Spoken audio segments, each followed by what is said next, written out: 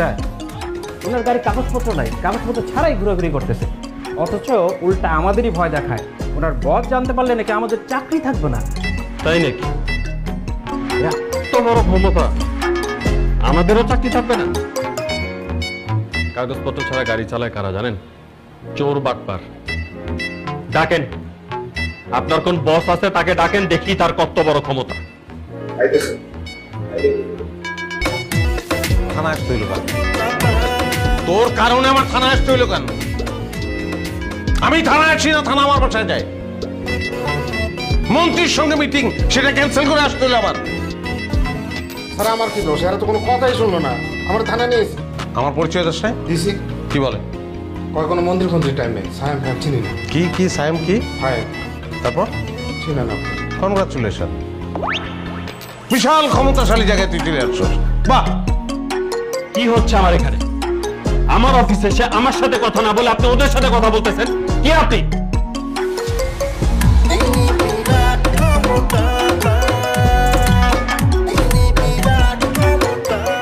আপনার অনেক সাহস এবং আপনার সাহস অজ্ঞতা। আপনি আমার গাড়ি আটকাইছেন, আমার ড্রাইভারকে আটকাইছেন, কারণ আপনি আমাকে চেনেন না। সায়ন চৌধুরী, সিআইপি, আপনাদের থেকে অনেক বড় বড় হ্যাডওয়ালা অফিসারদেরকে স্যার বাম পকেটে নিয়ে ঘোরেন। মন্ত্রী সুলতান মাহমুদ আমার চাচা, মন্ত্রী ফিরোজ আলম, আমার ফুপা, আপনাদের আইজি ডিআইজি সবাই স্যারকে সমীহ করে চলে, আর আপনি স্যারকে থানা আসতে বাধ্য করছেন। How dare you! এই কথা বলো না, এত কথা বলো না, বেশি কথা বলো তুমি। প্রত্যেকটা সেকেন্ডের দাম আছে, সামান্য একটা গাড়ির জন্য এত সময় তো আমি দিতে পারবো না।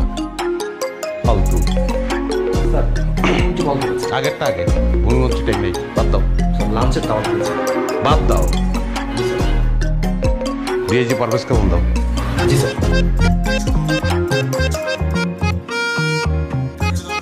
স্যার আমরা মনে হয় ভুল করে ফেলেছি স্যার। কারণে যদি আমার কোনো ক্ষতি হয় তাহলে তোমার খবর আছে।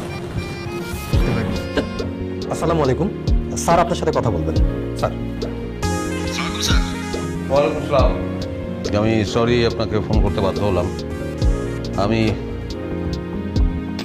চাই একজন ওসি সাসপেন্ড হোক, এবং সেটা রাইট নাও। না, তাকে সাসপেন্ড কেন করতে হবে সেটা শুনবেন না আপনি?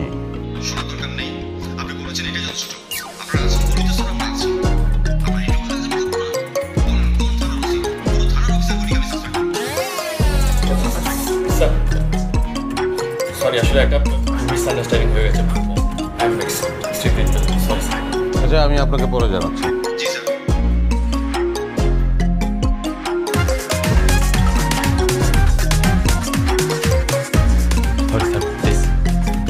সরি বললেন, ইটস ওকে। দুইটা শর্ত আছে। এক নম্বর শর্ত, আমার গাড়িটা যে লোক আটকিয়েছে তাকে। স্যার আমি ইমিডিয়েট সাসপেন্ড করার ব্যবস্থা করে দিব। স্যার চুপ করো। চলো মতিন।